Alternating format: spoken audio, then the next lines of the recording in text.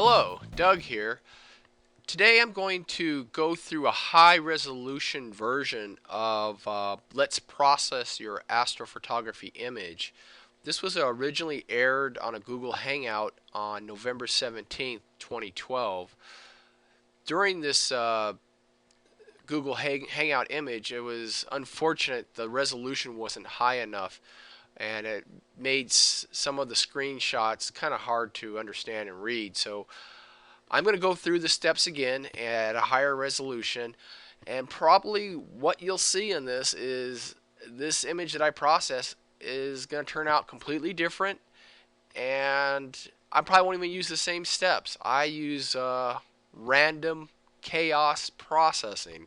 I never really use the same thing twice, but I'll try to cover most of the steps we did in that original session there. So let's get started first in DeepSky Stacker.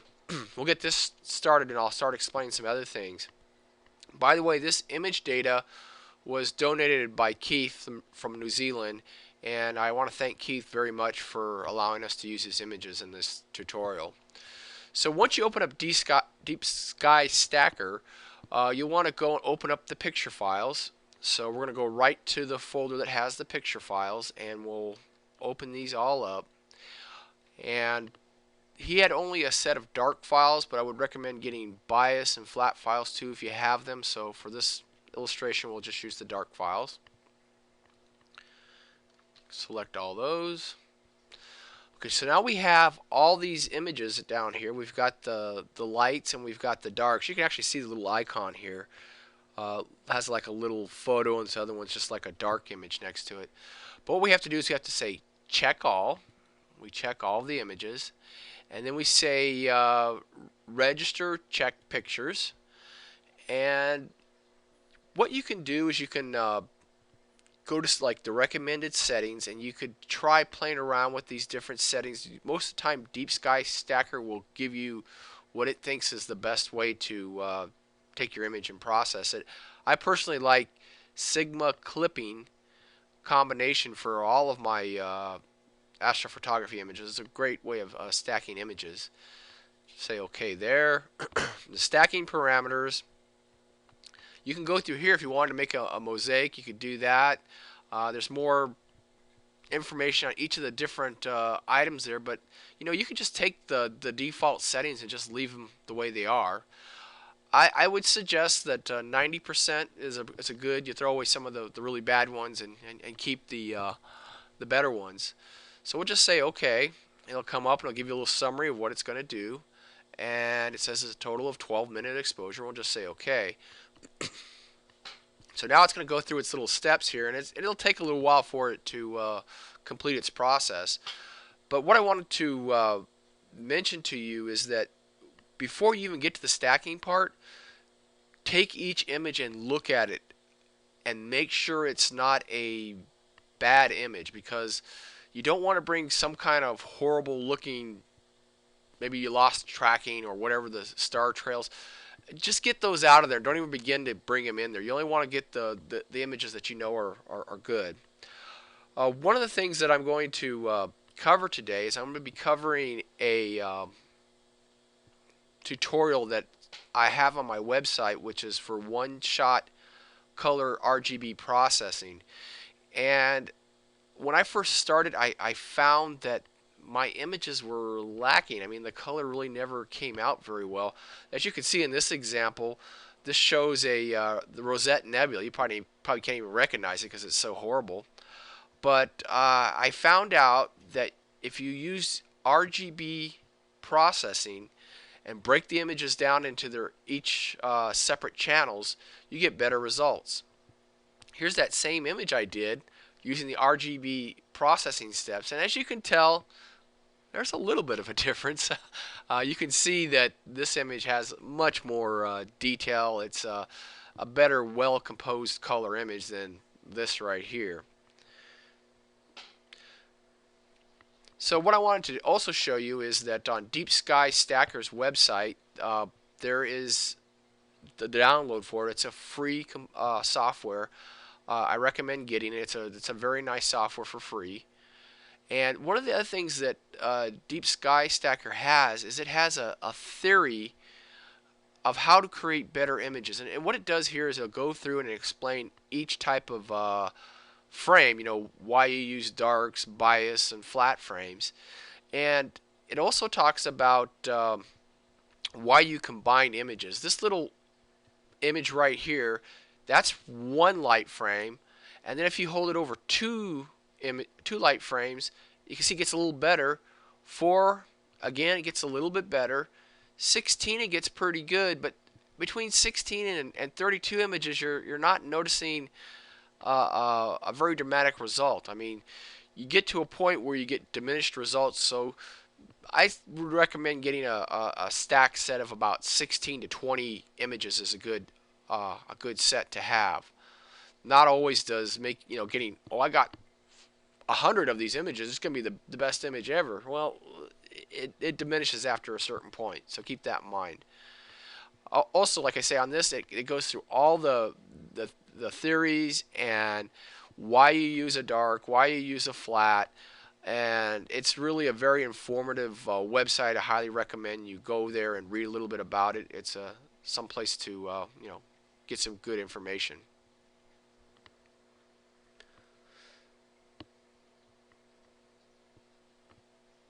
Let's take a look now at DeepSky Stacker. Okay, so it's doing the offsets right now. Should be done here in just a moment. We'll go back into one other thing here. One of the other softwares that we'll be using today is the FITS Liberator. The FITS Liberator, let's see, where is the FITS Liberator? Sorry, guys. Unscripted, just kind of pulling it off on myself here. Let me see here.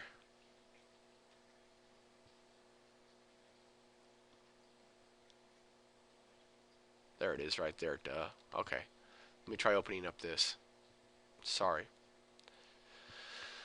Okay, well, the FITS Liberator, what it does is it'll take a FITS file and convert it into a TIFF file, and it has a little bit of processing attributes in it as well. So it's a nice little free program that allows you, if you have like an Astrocam will take an image and make it into a FITS file, and you really can't bring a FITS file into Photoshop. So this is a good utility, and I'll show you how to use that here soon as well.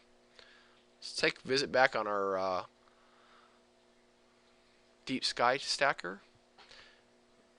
It's saving the final image right now, and it should be loading it. Here we go. It's loading it up right now.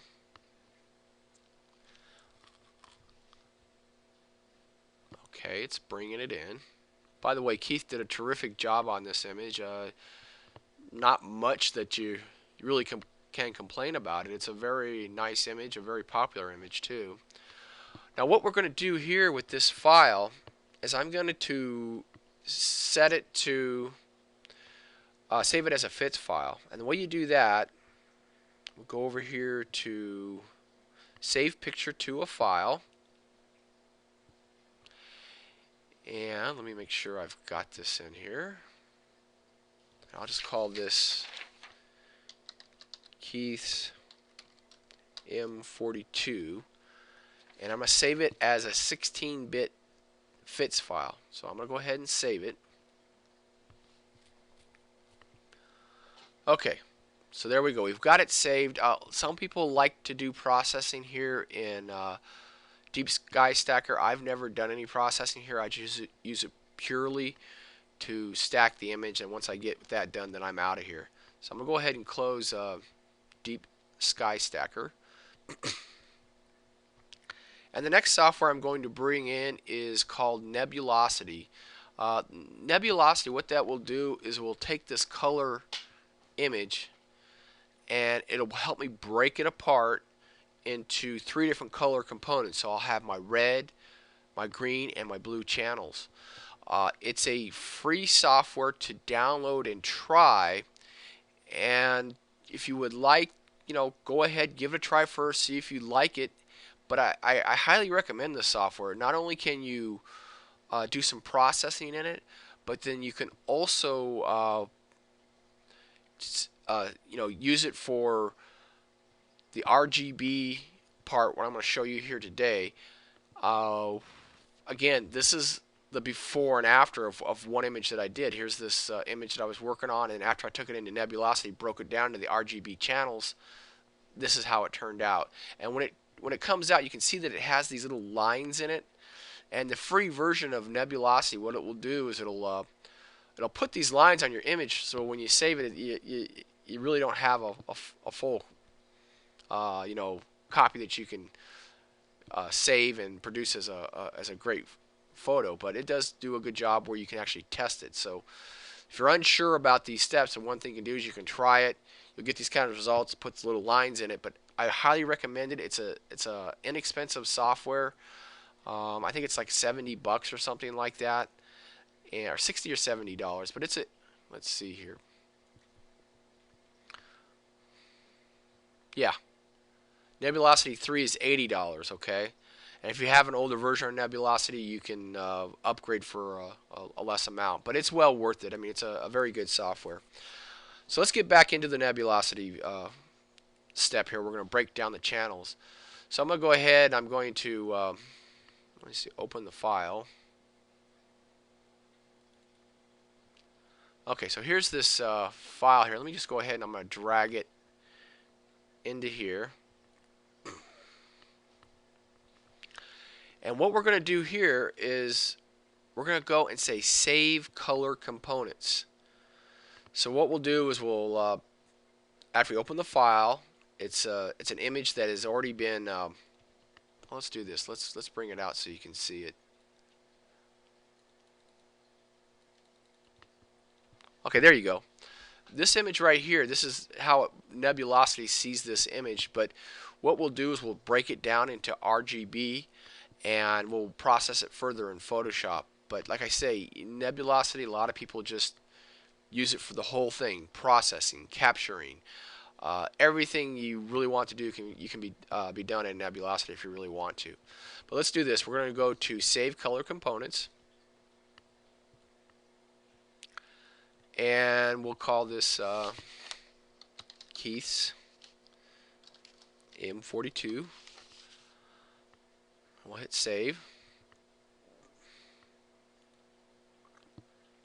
Now you'll notice that what it did is it saved it as red, green, and blue. So we have each one of those channels now. If we open it up and we look at these individually, they'll all be grayscale. But when Photoshop will reassemble it and make it a color image. So now that I've done that with Nebulosity, I'm finished. I'm gonna go ahead and just close Nebulosity because I don't need it anymore. And the next thing we're going to do is we're going to open up Fits Liberator. Let me get that out.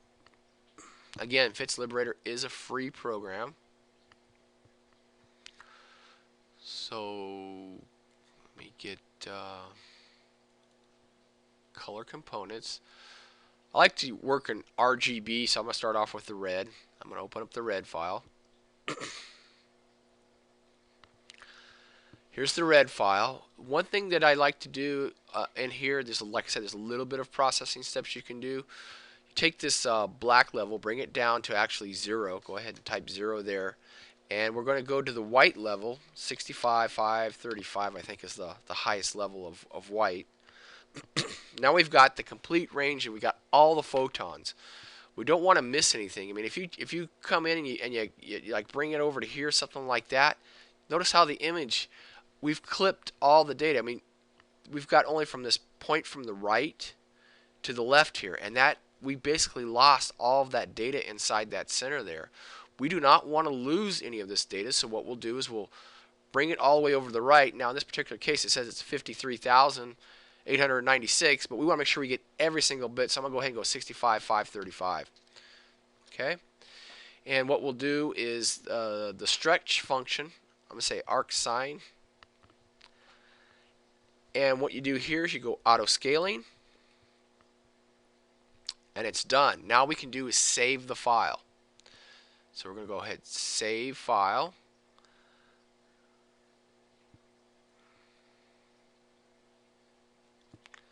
And I'm going to call this, and see how it's bringing it as a TIFF, liberating from the FITS file. So I'm going to hit save. So we got the red done. Let's open up the green file next. Green, open it up. And again, we want to bring the white and the black points to their minimums and maximums, 0 and 65, 535. And one thing you'll notice is sometimes it'll bring it in as a 32-bit image. Let's make sure we make it a 16-bit image. 16-bit will allow us to bring it into Photoshop and be able to use it there. So try to remember to keep it at 16-bit. If you forget, no big deal. You can change it to 16-bit in Photoshop. Go back into here, arc sign, and you've got auto scaling. And we'll say save file. And we'll go into the FITS Liberator and we'll say this is the green and we'll hit save. Okay, so we got RG, now we need blue. So we'll open up the blue component. Open that up. And again, white point 0, black point 65, 535. Looks like a little bit too many 5s there. Okay. Came in as 32-bit. Let's change it to 16. Change it to arc sign. And say auto scaling. And then save the file.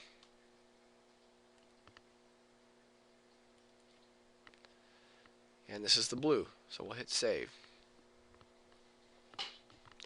Okay, so now we've done a little bit of pre-processing in the FITS Liberator, and we've made TIFF files. So TIFF files now we can actually go ahead and bring into Photoshop.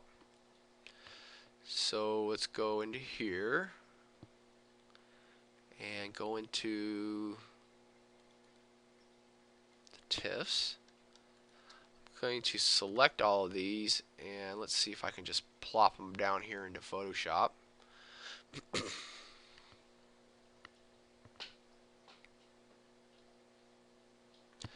Okay, good.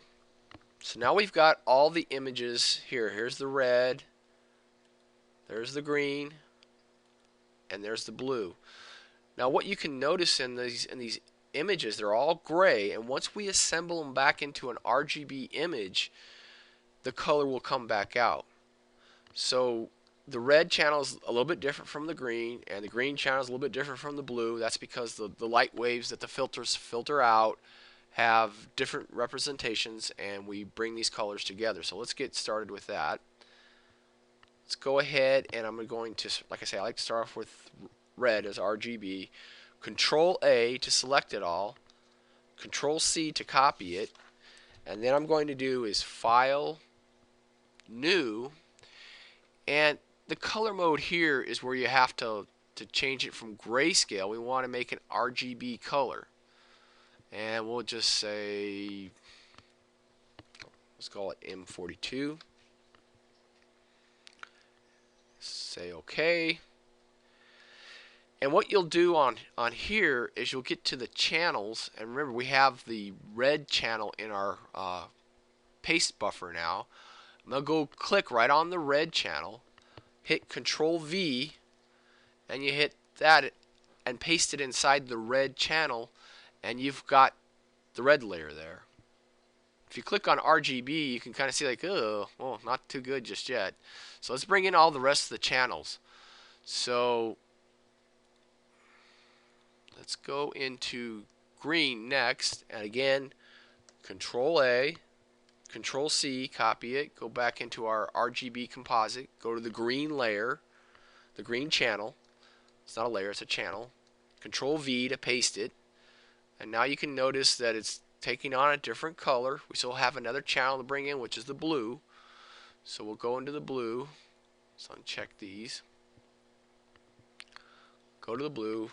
Control A, Control C, copy the blue, go into the RGB, paste it into the channel, Control V, And now if we click on the RGB showing all of the layers there, you can see that it's a very nice image. I mean, Keith did, like I said, a really good job of this image.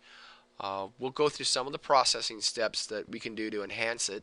You could just take this image just the way it is right now and be, satisfied with it. But you can also, if you do a little bit of processing on it, I believe we can find more detail in this image and bring out some of the better qualities of the image. So what I'm going to do is with the background, or that's the original layer, I'm going to make a copy of it.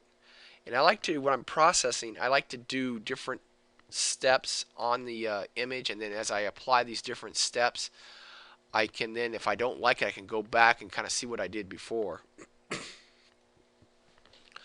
Alright, so the first step, let's go into Image, Adjustments.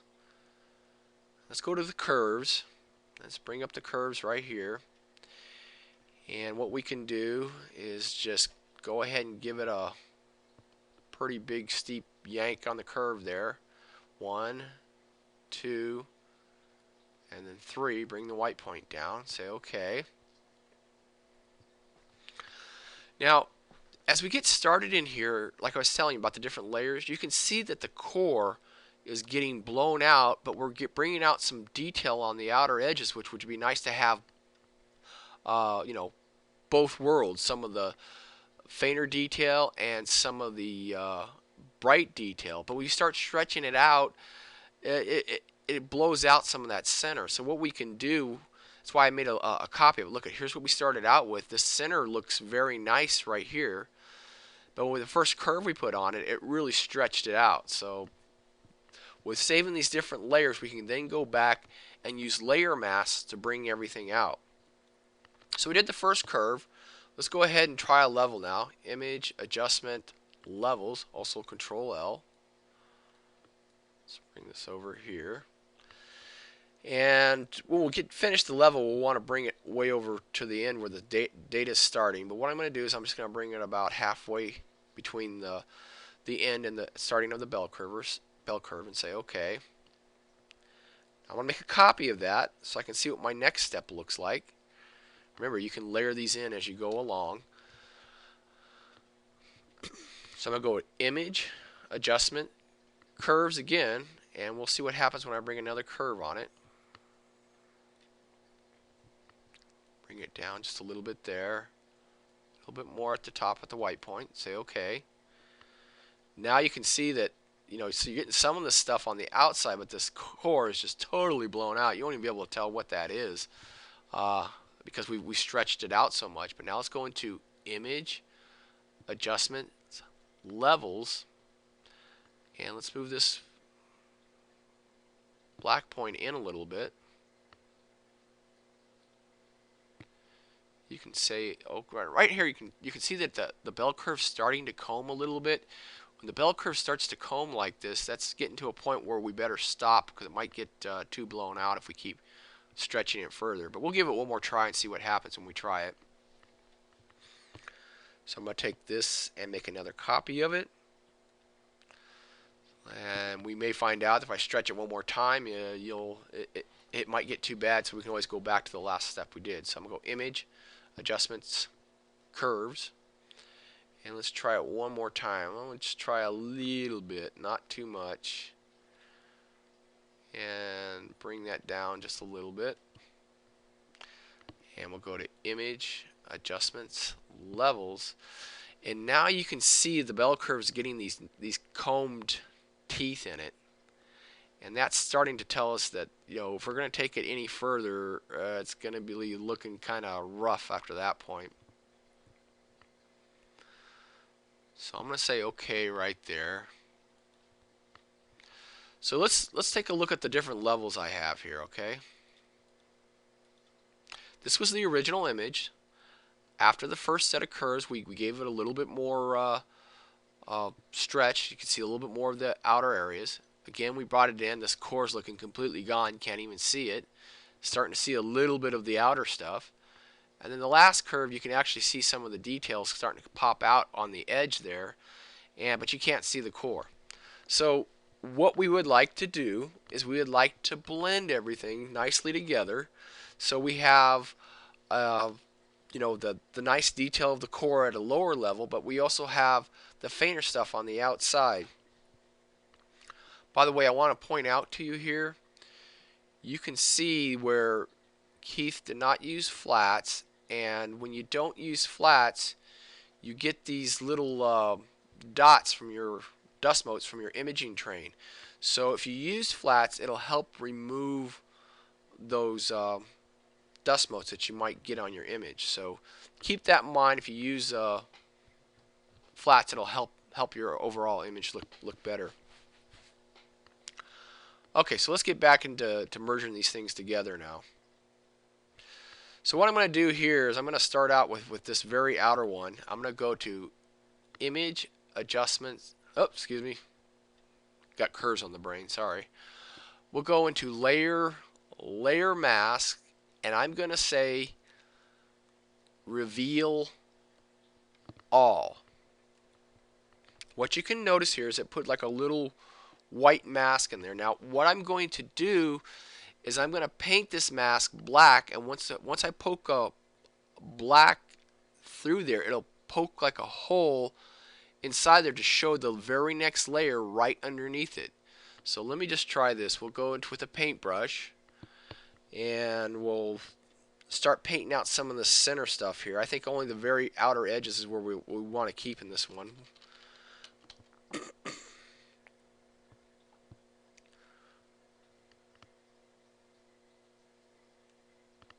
The reason I like that outer edge up in the upper left is that it's got the Running Man nebula in there, and we might be able to use that.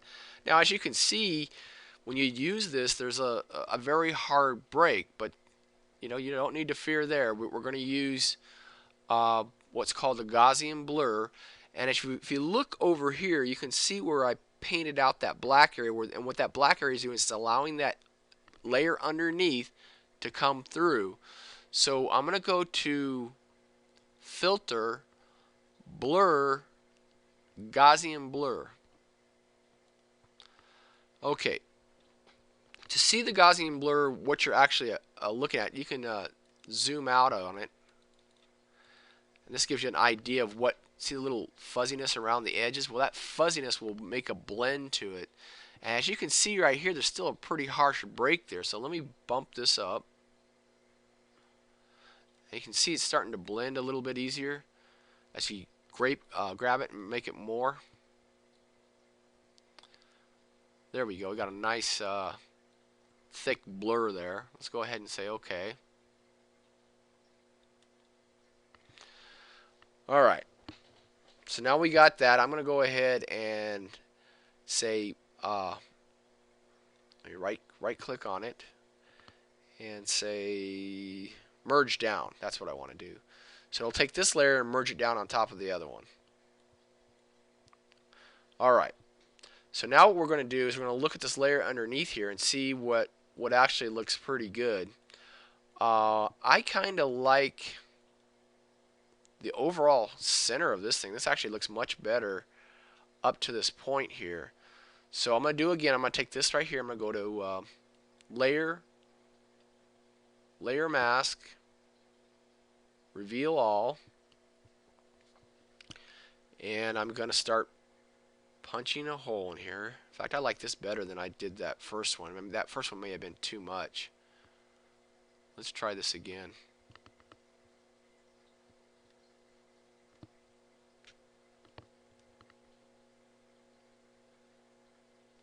The reason I like that last one with the outer edge is it got the Running Man really good. So let me try this. Now we've got this painted in there. You can see the black. Let's go to Filter, Blur, Gaussian Blur, and let's see. That looks pretty good, I guess. It's a really heavy blend right there. Makes it nice and smooth. We'll say OK. And what I'm going to do is I'm going to merge that layer down. Merge down. Okay. And now we got left is this nice core that Keith has there. So you can see on this image right here, this core is just really blown out, but the original image has a nice looking core there. So we'll blend that in there. So again, we'll go to Layer, Layer Mask, Reveal All, and I just want to get that core right there in the center. Let's try Filter, Blur, Gaussian Blur,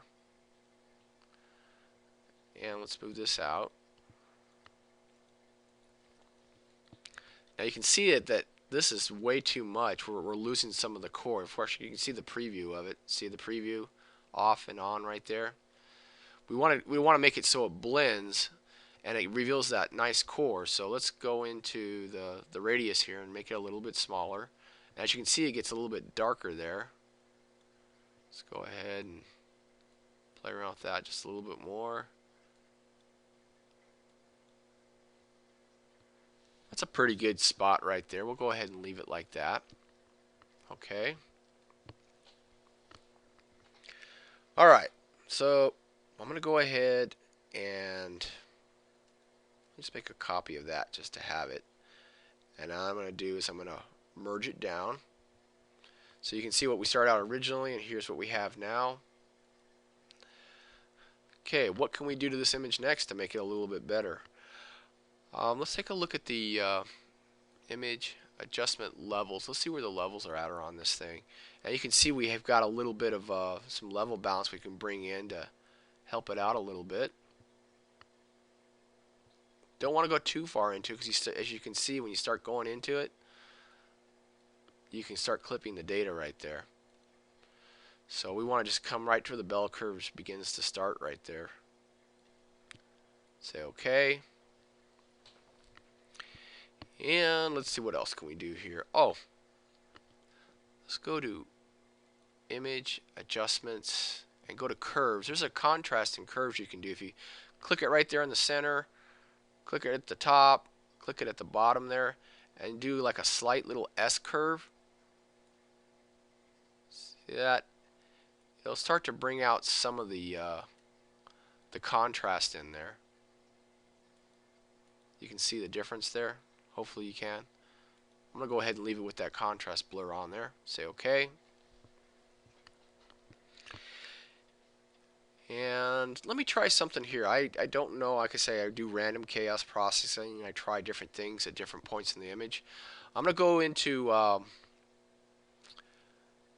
let's see here. Oh yeah. There's a plugin for Photoshop called Hasta La Vista Green. Sometimes this works, sometimes it doesn't. Sometimes there's a green cast to the image. Let's just take a look and see what it does here. And we'll just say OK. And not much of a green cast in there. I don't like that, so I'm going to just take it and throw it away. Like I say, you try different things to make an image look a little bit better. Let's try one other thing here. There's a filter. Let's try this right here. Sorry. Make a copy of it.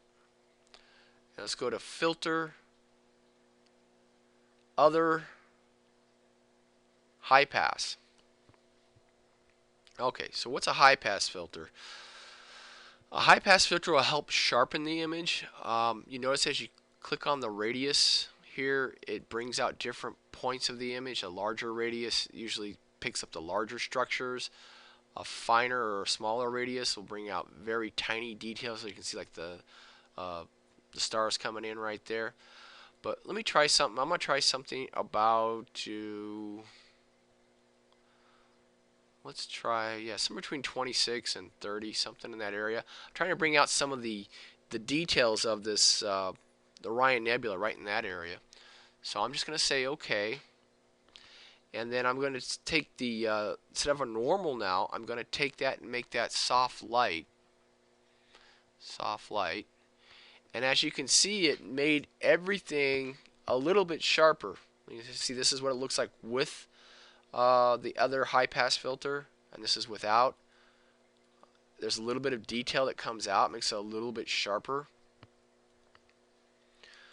So the one thing I want to stress with layer mask is it's such a powerful tool that you can actually give certain parts of your image the attention it needs without affecting the whole image. Because like now, right now, if you use the high pass filter, it makes the stars look kind of weird in my opinion. It's up to you how you like it, but I mean, it makes the stars sharp, and I really don't care to see the stars sharp. I'd rather see some of the structure detail look sharper, and not necessarily the the stars. So what I'm going to do here is I'm going to make another layer mask. I'm going to go layer mask,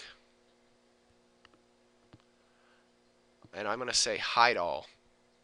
And then what I'll do is now you can see that layer mask is black, and we'll change this little tool from painting black to white to poke a hole through it. And what I'm going to do is I'm just going to take my mouse and go over the areas where I like the nebula structure and make that highlighted, make that a little bit sharper. And as you can see, that detail inside the nebula is starting to come out. Okay, that looks pretty good. Now remember, you could just leave it the way it is like that, but if you use a Gaussian blur on top of it, it's not actually blurring the image, it's blurring that mask. So we go to Filter, Blur, Gaussian blur, and if you use that blur, what it does is it makes it more of a soft, gentle blend, and not a really harsh change. So a really important tool to use with your layer mask is the Gaussian blur. That looks pretty good right there, so I'm going to say OK. And I'm just going to go ahead and merge that down. Now, the last step here, I guess you could go to make the colors come out a little bit more. There's a couple of different things I like when using in Photoshop to bring out color enhancement. Let's try this first. Let's go to Image, Adjustments, Vibrance. I just found this one out recently. It's actually a pretty good tool. I like it. It's up to you what you want to use, but you might give this a try. But let's go ahead and we just apply a little bit of vibrance to it. You can see that the reds are really deepening up, and they're looking pretty good. But the one thing I notice is I bring out the deep red of it. It looks like the central core is kind of disappearing. Let's take a look at the preview off and on. Oh no, it looks pretty good. So that's the vibrance one. So let's just go ahead and leave the vibrance on there. In fact, what I'll do is I'll just name this vibrance. And I'm not going to show that. Take that off, and then I'm going to try another color enhancement, which is match color. So let's go to Image, Adjustments, Match Color.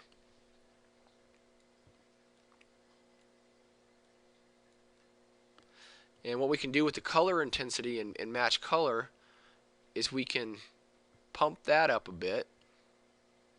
You can see if you go really too far, the image looks pretty ridiculous. But I think in the area of anywhere between about 125, 130 is a good one right in that area. So we'll go ahead and say OK here. Now with both of these, here I have a match color enhancement, and I've got a vibrance enhancement. It's flipping these on and off. You can kind of see which one you prefer or which one you don't prefer. And that's one powerful thing about Photoshop is you can keep trying, experimenting things around, and if you don't like it, you just throw it away. See, in this case, I think I like the vibrance a little bit better than the match color. So I'm going to take the match color, I'm going to dump that, throw it in the trash can. Oops, I thought I threw it in the trash can. There we go. Okay. Alright, so we got the vibrance layer here. And I'm just going to get rid of that. I don't need that anymore. But one thing I noticed is that central core again. Keith did a really good job with the central core. I think I'm going to try to blend in. That looks pretty good. I kind of like that actually after all. I'm going to just leave that one there. So the last step you can do with your image in Photoshop is you want to share it with people. You can just hit File, Save for Web Devices.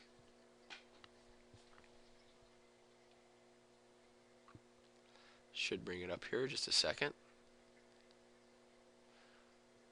Hopefully. Okay, come on. You can do it. Okay, yes. Alright. So what you do right here when you save, you can save to a JPG or whatever format you prefer for sharing it on the web. But you have these different settings that you can do with very high, maximum, or whatever version you would like. I would recommend if you're gonna save it on for like maybe a photo or something, go to maximum. Or if you're sharing it on the web, you might want to make the file size a little bit smaller. This one came in as very high, and it tells you the file size is 2.4 megs as a JPG. And if you take that down and you say medium, it makes that a 277K file. So there is a difference between that. So you would go ahead and save that, save it to your favorite folder, and that would be it.